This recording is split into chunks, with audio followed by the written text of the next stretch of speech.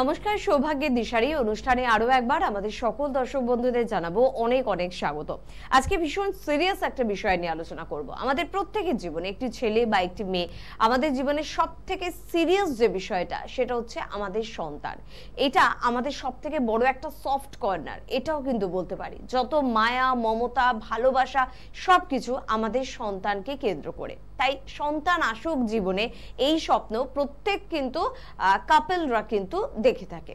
কিন্তু ওই যে মাঝে মধ্যে নানা রকমের সমস্যা, এমন কিছু হচ্ছে না তো? আপনার এমন কোনো গুপ্ত শত্রু নেই তো যে এই বিষয়টাকে মেনে নিতে পারছে না, বা এই বিষয়টা তার কাছে শিরে সংক্রান্তির মতন একটা সমস্যা হয়ে দাঁড়াচ্ছে? সে কিছুতেই চাইছে না আপনারা এই সুখের মুখ দেখুন, এবং সে কারণে সে কোনো তন্ত্রক্রিয়া বা কোনো ক্রিয়ার মাধ্যমে সেটাকে বেঁধে রেখেছে। এরকম ঘটনা আমাদের চারপাশে প্রচুর ঘটছে। আপনি বিশ্বাস করতেও পারেন, আপনি নাও বিশ্বাস করতে পারেন, কিন্তু এটা প্রমাণিত সত্য। আজকে ঠিক এই বিষয়টা নিয়ে আলোচনা করব যে সন্তানে বাধা হওয়ার জন্য কোনো তন্ত্রক্রিয়া দায়ী না তো। সবকিছুই শুনবো আমাদের সকলের পছন্দের সেই মানুষটির কাছ থেকে, অর্থাৎ শ্রী অনুরাগ শাস্ত্রী। প্রথমেই শাস্ত্রীজিকে জানাবো অনেক অনেক ধন্যবাদ এবং স্বাগত। ওম উগ্রবীর মহাবিষ্ণু জ্বলন্তং সর্বতং মুখং নিঃসিংহং ভীষং ভদ্রং মৃত্যুর নমঃ। এবং শাস্ত্রীজি, আপনার কাছে তো এরকম অনেকেই বোধহয় আসে, পরবর্তী সময় দেখা যায় যে কোনো তন্ত্রক্রিয়ার শিকার হয়ে তাদের সন্তান হতে বাধা হচ্ছে। হ্যাঁ, ফার্স্ট দেখতে হবে, বিচার করতে হবে কেন সন্তান হচ্ছে না। বিভিন্ন গ্রহদোষের জন্য এবং বিভিন্ন মেডিকেল ডিস্টার্ব আসে, সেগুলো ভালো করে স্বামী স্ত্রীর দুজনের বিচার রয়েছে, বিচার করাতে রয়েছে। এবং কিছু ক্ষেত্রে ইদানিং আমি খুব দেখতে পাচ্ছি, বহু লোক আসছে, দেখা যাচ্ছে হিংসা করে তন্ত্রক্রিয়া করে দিচ্ছে।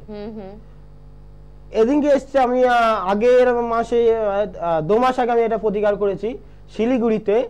তার নিজের যা, নামটা বলছেন আমি, হিংসা করে সন্তানের জায়গা নষ্ট করে দিয়েছে। দীর্ঘ 9 বছর বিয়ে হয়েছে, 9 বছর ধরে এমন কোনো জায়গা যায়নি, ডাক্তার দেখায়নি, জ্যোতিষী দেখায়নি, কিন্তু সেই জায়গা থেকে কোনোভাবে সন্তান হচ্ছে না। এবং বলার পর, সেটাকে ক্রিয়া কাটানোর পর, তখন মানে সে বুঝতে পারছে যে সত্যি তন্ত্রক্রিয়া, সে বিশ্বাস করতে চাইছে না। এবং তার হাজবেন্ড অ্যাস্ট্রোলজারের কাছে নিয়ে গেছে, কোনো তান্ত্রিকের কাছে না, এবং সে মানতে চাইছে না এই জিনিসটা। যখন এটাকে কাটিয়ে দেওয়া হলো, তখন সে এসে কান্নাকাটি করছে চেম্বারে খুশিতে। এবং সেই জায়গার থেকে উদ্ধার, মানে এখনো পর্যন্ত উদ্ধার প্রায় হয়ে গেছে, শুধু ডেলিভারি এখনো হয়নি। মানে এই সন্তান আসছিলই না যার ওখানে, এমন ভাবে তন্ত্রক্রিয়া করে বাঁধন ক্রিয়া করে দিয়েছে। 2 মাস আগেকার ঘটনা বলছি, 2 মাস আগে আমি ক্রিয়াটা করেছি, তার মধ্যে তার সুখবর চলে এসছে। তন্ত্রক্রিয়া হবে। এই এত লোকের আজকে কেন সন্তান হচ্ছে না? ম্যাক্সিমাম লোক দেখছি এই হিংসায় তন্ত্রক্রিয়া। কারো চুল কেটে নিয়ে ক্রিয়া করে দিচ্ছে, কারো জামা কাপড় নিয়ে ক্রিয়া করে দিচ্ছে। এমন কিছু ক্রিয়া রয়েছে, বিশেষ করে মহিলাদের জামা কাপড় বা তার ঘামের জামা কাপড় হোক, বা অনেক কিছু জিনিস যেগুলো আমি বলছি না মিডিয়াতে, সেই জিনিসগুলো যদি নিয়ে গিয়ে চিতায় বা কবরে তন্ত্রে ক্রিয়া করায়, চিতায় পুঁতে দিয়ে আসে কিছু ক্রিয়া করে, বা কবরে, বা যদি তাল গাছে ঝুলিয়ে দেওয়া যায়, তাহলে কিন্তু সে কিন্তু আর সন্তান হতে বাঁধবে না।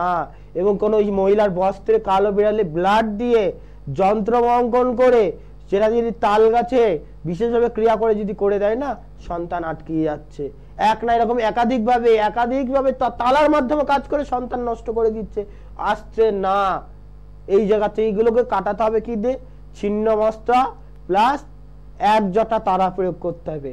কালো মড়ক বলি দিয়ে সেই ব্লাড দিয়ে চান, এবং তার বিশেষ অভিষেক রয়েছে, তারপরে সেগুলোকে কাটবে, এবং তারপরে থালার উপরে কাজ করে, এবং আপনি টিভি মিডিয়ায় দেখেছি যে সারার উপরে কাজ করে সেই ক্রিয়াগুলো কাটানো। এবং তার আগে দরকার বিচার। অনেক সময় হয় কিছু গ্রহ দোষের জন্য এগুলো হতে চাই না, কিছু গ্রহ দোষ হয়তো সন্তান হয়তো স্বামীর ভাগ্যে রয়েছে, স্ত্রীর ভাগ্যে নেই, সেই জায়গা থেকে ঠিক করা যায়। এবং যদি দুজনের ভাগ্যে না থাকে তখন কিন্তু মুশকিল হয়ে যায়, মুশকিল হলেও না মুমকিন না। কেন? সেই জায়গা থেকে বহু জায়গায় ঘুরে এসে কিছু গ্রহদোষ থাকলে তার কাছে প্রায়শ্চিত্ত ক্রিয়া করতে হয়। কারণ একটা মা ডাক শোনার জন্য পাগল হয়ে যায়, যেমন বাবাও একটা বাবা ডাক শোনার জন্য মানে ব্যাকুল হয়ে থাকে। তো সেই দেখুন যে গ্রহদোষ আছে সেই দেবীর কাছে যদি প্রায়শ্চিত্ত করা যায় না, তাকে যদি চাওয়া যায় না, সে কতক্ষণ দেবে না, সেও তো একটা মা। ঠিকভাবে প্রসেসের মাধ্যমে প্রায়শ্চিত্ত ক্রিয়া রয়েছে, বিশেষ করে যজ্ঞ রয়েছে, শান্তি রয়েছে, ক্ষমা প্রার্থনা ক্রিয়া প্লাস প্রায়শ্চিত্ত। এইভাবে যদি যজ্ঞের মাধ্যমে যদি কাজগুলো করা যায় 100% আমি লিখিত গ্যারান্টিতে কাজ করি, সন্তান হাতে তোলা অবধি অবশ্যই হবে সেই জায়গার থেকে। যত বড় গ্রহদোষ থাক, তন্ত্রক্রিয়া থাকুক, সেই জায়গার থেকে কাটিয়ে আমি সেই জায়গা থেকে উদ্ধার করব।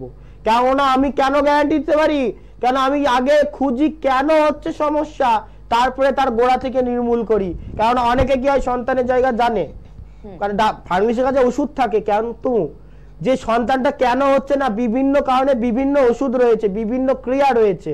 এবার কিছু কিছু তান্ত্রিক জানে সন্তান হচ্ছে না, তার ক্রিয়া জানে, হয়তো তার কাছে 100টা লোক গেলে 50টা লোক ঠিক হচ্ছে, 50টা লোক ঠিক হচ্ছে না। এবার সেই আপনি কেন, কেননা সে চিকিৎসাটা যে ওষুধটা দিচ্ছে সেটা আপনার রোগ নয়, বা যে ক্রিয়াটা করছে সেই রোগ নয়, সেটা তন্ত্রক্রিয়া কাটাচ্ছে। এবং তন্ত্রক্রিয়া এক প্রকার হয় না, হাজার রকমের ভাবে ক্রিয়া ভাবে বেঁধে দেওয়া যায়। সুলেমানি তন্ত্রে বহু ক্রিয়া রয়েছে, অগরতন্ত্রে বহু ক্রিয়া রয়েছে, ডামরতন্ত্রে বহু ক্রিয়া রয়েছে, আগমতন্ত্রে বহু ক্রিয়া রয়েছে সন্তান নষ্ট করার জন্য। নিগমতন্ত্র মাতৃকা বেদ, কঙ্কালে মানে যে কাপালিকরা প্রয়োগ করতো, কামাখ্যা তন্ত্রে রয়েছে, মায়াং তন্ত্রে রয়েছে, এবং আফ্রিকান যেগুলো কাস্ট ক্রিয়া বলে, আফ্রিকান বিশেষ ভুডু ক্রিয়া রয়েছে, কাস্ট ক্রিয়া রয়েছে, বিভিন্ন ভাবে সন্তান নষ্ট করা যায়। মুসলিম তন্ত্র বলুন, তো সেটা সমস্ত রকম ভাবে দেখতে হবে কোন প্রক্রিয়ায়। 5টা তত্ত্ব আছে, এই 5টা তত্ত্বের মধ্যে কোন তত্ত্বে কাজ করেছে আগে জানতে হবে। চিতাতন্ত্রে না মুসলিম তন্ত্রে, না শ্মশান তন্ত্রে, না কবরতন্ত্রে, না অগ্নিতন্ত্র তন্ত্রে, সেটাকে দেখতে হবে কি তত্ত্বে আছে। চিতাতন্ত্র বা শ্মশান তন্ত্র করতে হলে অগ্নিতত্ত্ব, যদি কবরতন্ত্রে কাজ করে তাহলে পিতৃতত্ত্ব। এই যে 5টা আঙুলের মধ্যে 5টা তত্ত্ব রয়েছে, আমাদের শরীরে 5টা তত্ত্ব রয়েছে, কোন তত্ত্বে ক্রিয়া করেছে জানতে হবে।